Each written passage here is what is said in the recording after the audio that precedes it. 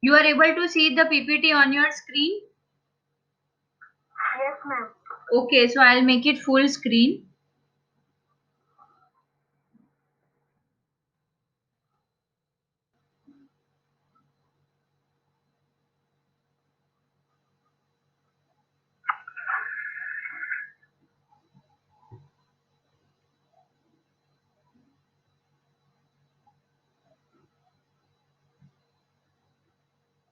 Okay, you are able to see it right on your screen? Yes, ma'am. Okay, so today's class is about IVDP. IVDP is intervertebral disc prolapse. Okay, so we are going to see what are the causes of IVDP and how it happens and what physiotherapy management we can give for the patient with IVDP, that is intervertebral disc prolapse. So what is intervertebral disc? First of all, it is a hydrostatic load-bearing structure between the vertebral bodies from C2, C3 to L5 and S7. So it is consist of nucleus pulposus plus annulus fibrosus. So in the center of the disc we have the nucleus pulposus and outer side we have the annulus fibrosus. So disc is relatively avascular. That means the avascular means there is no blood supply to the disc. L4, L5 is the largest avascular structure in the body. So L4, L5 intervertebral disc means the intervertebral disc which is present between the L4 and the L5 vertebra, that is the largest avascular structure in the body. So as you can see in the picture is visible on your screen, Haniksha. Yes, ma'am. So what is visible in this screen is we have the spine, the lumbar spine. So we can see the vertebral bodies, and in between two vertebral bodies we have white color portion, that is the intervertebral disc. So between any two vertebra of the spine there will be presence of intervertebral disc. Okay, and it will be named as whichever two vertebral levels are present, it will be named on basis on that. For example, if we have the disc present between the L4 vertebra and the L5 vertebra, then the disc between the L4 and the L5 vertebra will be named as L4 L5 intervertebral disc, and like that. So this is the picture showing the annulus fibrosus. So in the outer layer, we can see the periphery. The periphery of the disc is called as annulus fibrosus. So remember, the outer portion of the intervertebral disc or the outer periphery of the disc material, it is called as annulus fibrosus. Next, we have the center part. So the center part which is visible in this picture, and the arrow is also pointing on that. So the center part is called as the nucleus pulposus. The picture you can see clearly on your screen, Haniksha. Yes, ma'am. So in this screen we can see nucleus pulposus. So the center part of the disc, that is the nucleus pulposus. So what are the function of this intervertebral disc? So it is restricted the intervertebral joint motion. So intervertebral joint motion is restricted by the presence of your intervertebral disc. It contributes to stability of the spine. It gives resistance to the axial, rotational and bending load. So as we all know, spine undergoes compressive load, that is the axial load. That means the load of the head, arms and the trunk that is passing through the spine. So the axial load, the rotational and the bending load, all the load, the intervertebral disc will give resistance to it. Preservation of the anatomic relationship. So what is happening? In the spine, we have the cervical region, thoracic region, lumbar region and sacral region. So all the four regions of the spine, they are interconnected. How it is interconnected? It is the spinal bodies, the vertebral bodies are connected with each other by the means of the intervertebral disc. So that is why they are saying that it is preserving the anatomic relationship. Next, spinal disc herniation.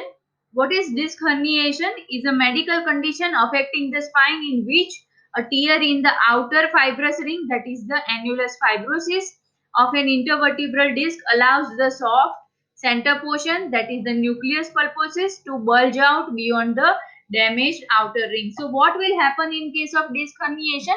The periphery, which is made up of annulus fibrosis, there will be tear in the annulus fibrosis, and the center part, which is the nucleus pulposus, that will come out from the annulus fibrosis. So that will be called as disc herniation. So there are different types of herniation. We have posterolateral disc herniation, central herniation, and lateral disc herniation. So posterolateral disc herniation means protrusion is usually posterolateral into the vertebral canal. It compresses the roots of the spinal nerve. So when the center part, which is the nucleus pulposus, it is coming out, but it is coming out in the posterolateral part of the vertebral canal, then it is called as the posterolateral disc herniation. Okay, and whenever the posterolateral disc herniation is there, because posterolaterally we have the nerve roots passing on both right and left side, so this kind of posterolateral disc herniation will compress the nerves.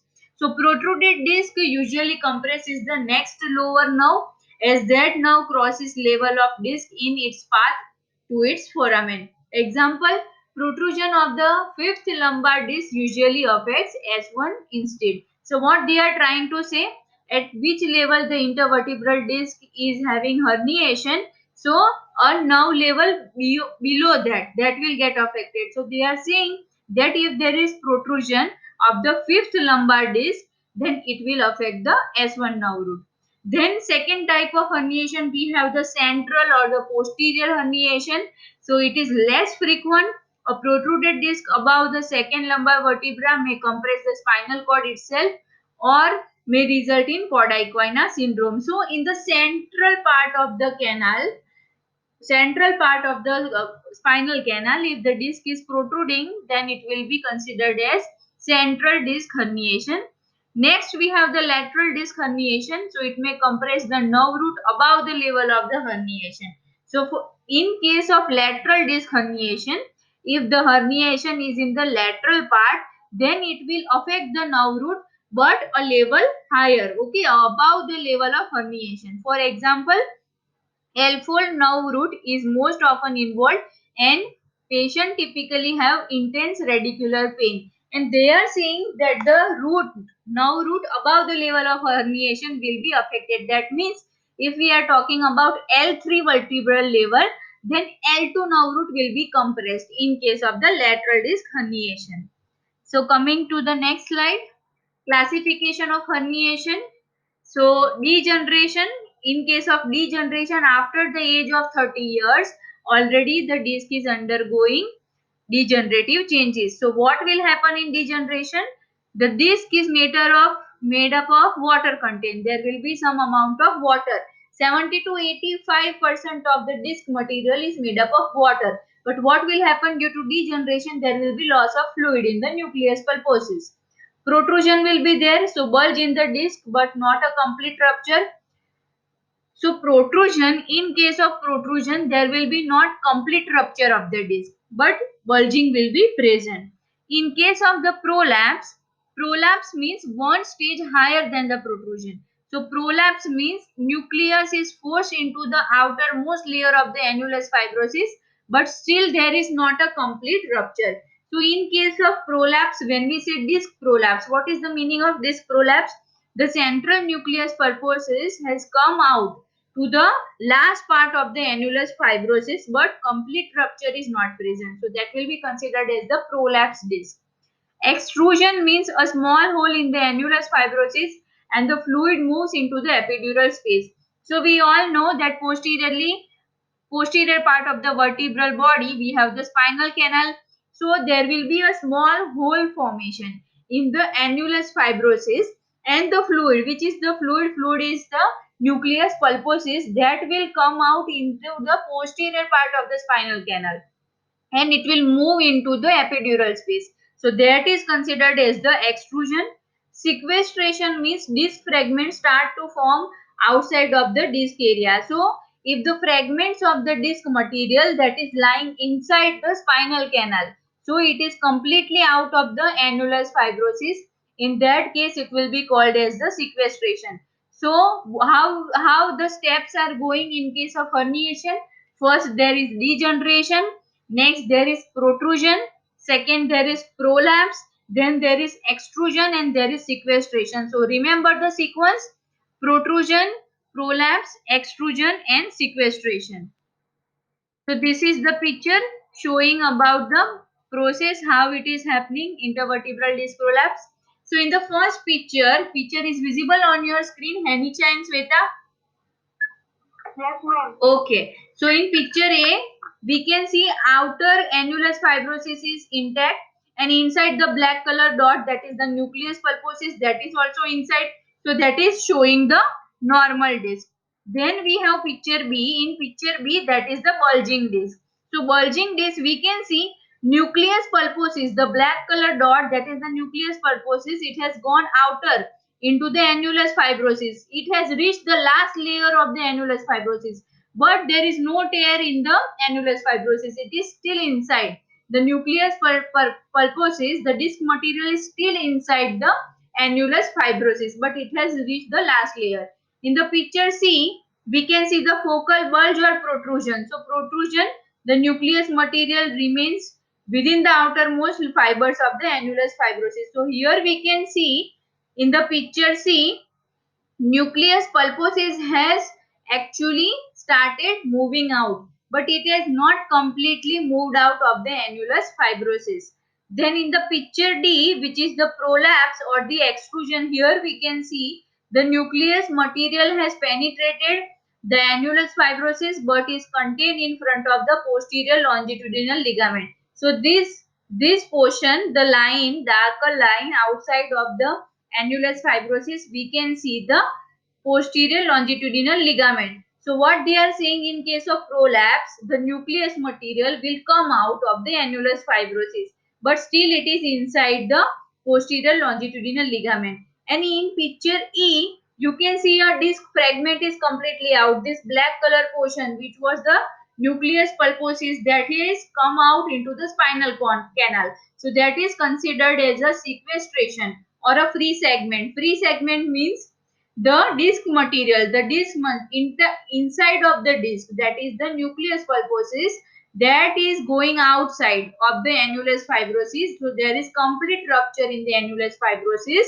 and this nucleus pulposus material is lying in the spinal cavity. It is roaming free. So that is considered as the sequestration. Okay, so remember, this is the normal disc. Then we have bulge.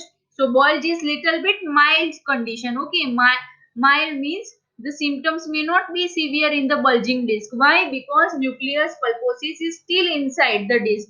Then we have protrusion and we have sequestration. So you have to remember what is happening first. There is first degeneration process, followed by there is mild bulging of the disc. After that there is prolapse. After prolapse there is protrusion or extrusion. Then it is also called, then next stage we have the sequestration. So sequestration is the most severe condition where the nucleus pulposus is outside, okay, in the spinal canal, and annulus, there is complete rupture of the annulus fibrosis.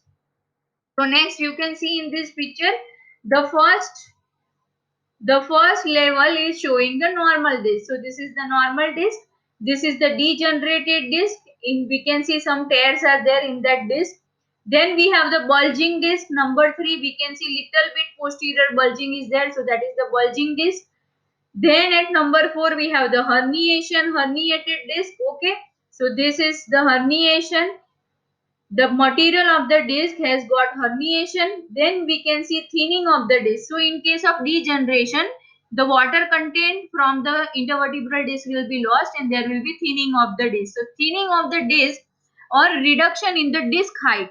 Okay, so disc is having certain amount of height. So this portion, if you see here, this is called as disc height. But when the degeneration takes place, you can compare the disc height here and the disc height in the first segment. So we can see there is thinning of the disc. So as the patient ages and there are degenerative changes in the spine, then there will be thinning of the disc.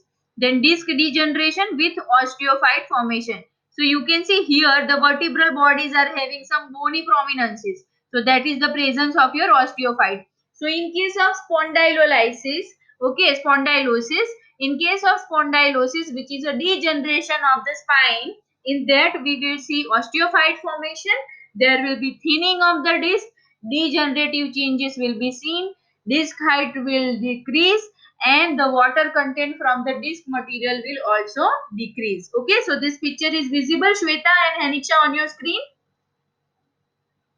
Yes, ma'am. Okay, so next are the causes. What causes the intervertebral disc prolapse?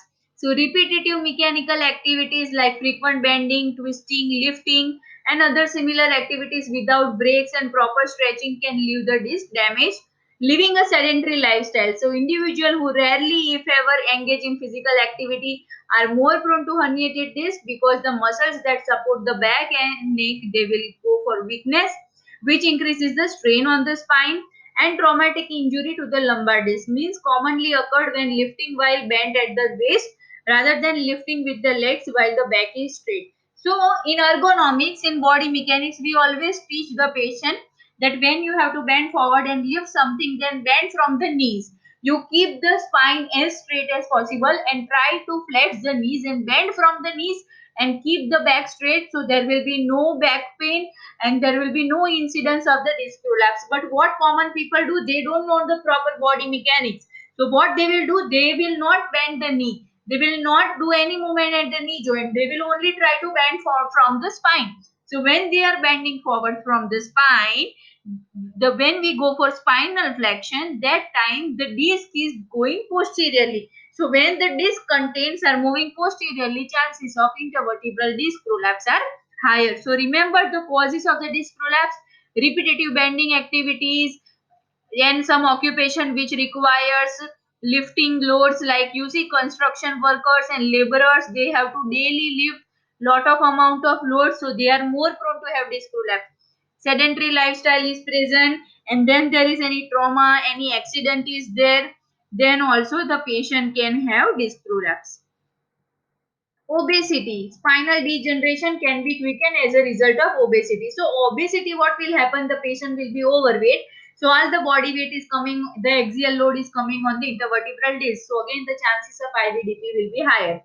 Practicing poor posture, so some people we see they are sitting on the slump position, slouch sitting they have, they are not maintaining proper sitting posture. So because of improper sitting posture also IVDP can take place. So improper spinal alignment while sitting, standing or lying down strains the back and the neck. So if you don't maintain a proper spinal posture for your lumbar and for your neck region, then again you are more prone to have IVDP.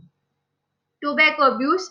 So the chemicals commonly found in cigarettes can interfere with the disc ability to absorb nutrients, which results in the weakening of the disc. So they are saying the smokers, people who are consuming tobacco, they are at higher risk of developing IVDP. So you can see in this picture, the picture is visible right on your screen. Hello. Yes, ma'am. So on the right, left hand side, we can see the normal disc. Okay, so this is the nucleus pulposus, the center part. The outer pinkish part is the annulus fibrosus. This is the spinal canal. This is the superior view of the normal disc. On the right hand side, we can see this is the herniation of the disc.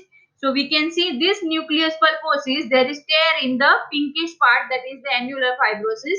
So there is tear in the annulus fibrosis, the nucleus pulposus material has come out, and this is the nerve root. Both the side, right and left side, we have nerve root.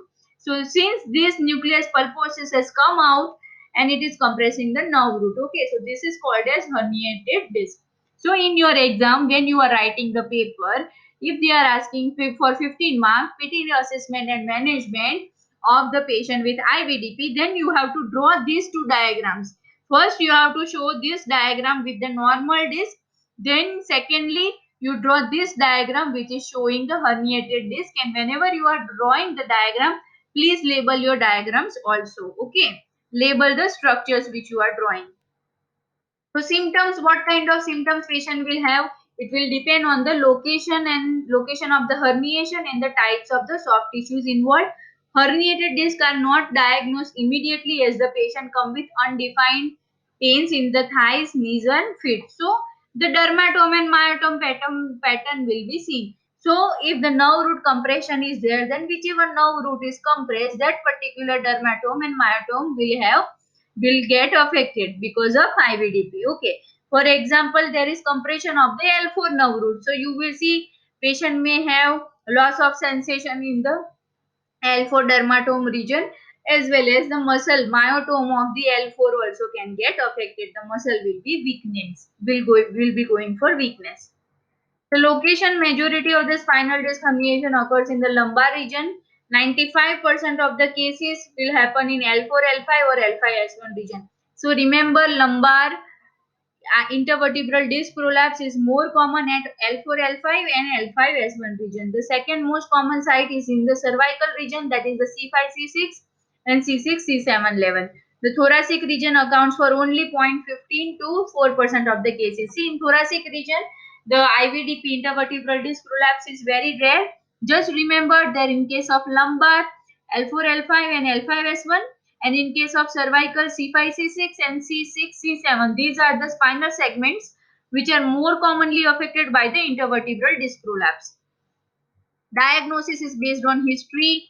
We have to take the history of the patient, signs and symptoms we have to observe, and physical examination. So X-ray, if we take the X-ray, we can see there is narrowing of the disc space, loss of lumbar lordosis and compensatory scoliosis can be there. If we take CT scan and MRI will clear cut show if there is any protrusion, and if there is nerve root compression, then MRI report will also tell us what kind of nerve root is affected. So narrowed space, we can see L5 and S1 vertebrae here indicating probable disc prolapse. Okay. So here we can see this is the image. This is your L5, this is your L4. So here there is the disc prolapse between the L5 and the S1. So you can see disc height is more here. Between L4 and L5 the disc height is more. But narrowed disc space can be clearly visible on this L5 and S1 region. You can see the difference. You can see the disc height here in this X-ray. Okay, so this L3, L4, this L4, L5, it is having proper disc space, but here there is narrowing of the space. So again, this is the MRI showing your disc protrusion. Okay, so this is the disc which is herniated. There is herniation of the disc and it is compressing the spinal cord. Okay, so here you can see this is inside. This disc is not herniated. This level is not herniated, but here we can see L5S1. This is your L5, this is your S1. So L5S1 disc herniation is visible in this MRI. Complication, it can cause Cauda-Equina syndrome, it can cause chronic pain, permanent nerve injury and paralysis. So spinal roots, if they are extremely affected, then it can cause paralysis. Treatment options, we can give painkiller medication, bed rest. We have to advise in acute stages, first they have to go for bed rest. Oral steroids can be given, nerve root block can be given, and surgery in case of where there is progressive neurological symptom, then we have to go for surgery. So treatment, NSAIDs can be given, okay. Then oral steroids, prednisolone and methylprednisolone can be given. Epidural cortisone injection also can be given. Physical therapy includes modalities to temporarily relieve pain. See, traction is very effective in case of disc prolapse. So, if the patient is having disc prolapse, then definitely we can give them traction, lumbar traction or cervical traction in case of cervical disc prolapse. Electrical stimulation can be given. Patient education on proper body mechanics. So, we have to teach the patient about the lifting techniques, various type of lifting and safe lifting techniques. Patient have to practice safe techniques for lifting. Okay, weight control, if patient is obese, then we have to teach some weight control. Then tobacco cessation and lumbosacral back support. So back support means lumbar corset can be given when the patient is traveling and we know the condition of the roads are not so good, then we have to give them lumbar corset. So while traveling, if they are using the lumbar corset, then it will provide support to their spine. So this is the lumbar corset. Everyone knows how to use it. Surgery is considered as a last resort if a patient has significant neurological deficit. So if the patient is having progressive symptoms and going for paralysis, loss of sensation, then surgery may be indicated. Presence of cauda equina syndrome is considered a medical emergency requiring immediate surgery. So indication for surgery, persistent pain and signs of sciatic tension after 2-3 weeks of conservative treatment, cauda equina compression syndrome, neurological deterioration while under conservative treatment. Neurological, we are giving conservative treatment means we are giving physiotherapy, patient is coming to OPD daily receiving physiotherapy, exercises, modalities he is receiving. But still there is neurologic deterioration means suppose he is having loss of sensation in the leg. First, he was having loss of sensation in the posterior aspect of the thigh. Now, in the calf muscle also he has lost sensation. Then, sole of the feet is also getting affected. That means there is neurological deterioration. So, in those cases, we have to go for the surgery. Intradiscal electrothermic therapy. So, in this picture, we can see a new procedure could revolutionize this surgery. So, what they are doing? So, doctor run a flexible catheter into the disc and heat it to 194 degrees. Heat destroys the painful nerve endings and shrinks the loose ligaments to reseal the disc. So, here we can see one catheter is going inside the disc material, and whichever and painful nerve endings were there, it will be destroyed. So that is called as intradiscal electrothermic therapy. Next, we have nucleoplasty. Nucleoplasty is the most advanced form of percutaneous discectomy developed to date. Tissue removal from the nucleus acts to decompress the disc and relieve the pressure exerted by the disc on the nearby nerve root. So here what will happen? Suppose nucleus pulposus is coming out. Okay, so what they will do in case of nucleoplasty? What they will do? They will decompress the disc and relieve the pressure exerted by the disc to adjacent nerve root. So they will repair this central part, the central portion of the disc, which is the nucleus pulposus. They will repair this part, so it will lift up the pressure from the spinal nerve root. So that is called as the nucleoplasty. Discectomy and microdiscectomy. So this procedure is used to remove part of an intervertebral disc that is compressing the spinal cord or a nerve root. So what they are doing? They will remove the part of the intervertebral disc which is compressing the spinal cord. So suppose this portion, this pink portion in this picture, that is the disc material that has come out in the spinal canal, and the yellow part which we can see here, yellow part are the nerves. So this material is compressing the nerve. So what the surgeon will do? The surgeon will remove this part of the disc which is compressing the nerves. So if we take out this part of the disc, then the nerve roots will be free and there will be no more compression on the nerve root. So patient will not experience any problem. So that is called as discectomy. There is something called as chemonucleolysis. Okay, so what is chemonucleolysis? Chemonucleolysis is the term used to denote chemical destruction of nucleus pulposus. So this involves intradiscal injection of the chymopepin. Chymopepin is an enzyme, okay, which causes hydrolysis of the cementing protein of the nucleus pulposus, and this causes decrease in the water binding capacity, leading to reduction in size and drying the disc. Suppose the water content of the disc is more and the nucleus pulposus is coming out and tearing the annulus fibrosus. So if we give this camopepin injection, then it will cause the hydrolysis procedure which will dry the disc, and so there will be reduction in the size of the disc. So we have seen that if there is increase in the size of the disc, then it will compress the nerve root. But here in this case, when we are doing chemonucleolysis, then the disc height will decrease because of loss of water content, as well as the size of the disc also will decrease. So that will relieve the symptoms of the patient. Next is the laminectomy. Removes the lamina part to relieve the spinal stenosis or nerve compression. So we can see here this is the lamina. Okay. So laminectomy, this portion of the vertebral body will be removed. So it will give some space. Some space will be more after removing of the lamina. So the nerve root compression is there and patient is experiencing radicular symptom in both the legs. Then if you do laminectomy, then patient will have relief of symptoms. So here we can see this is the picture showing cervical laminectomy. Next is lumbar fusion. So lumbar fusion surgery also can be performed. It helps two or more bones grow together into one solid bone.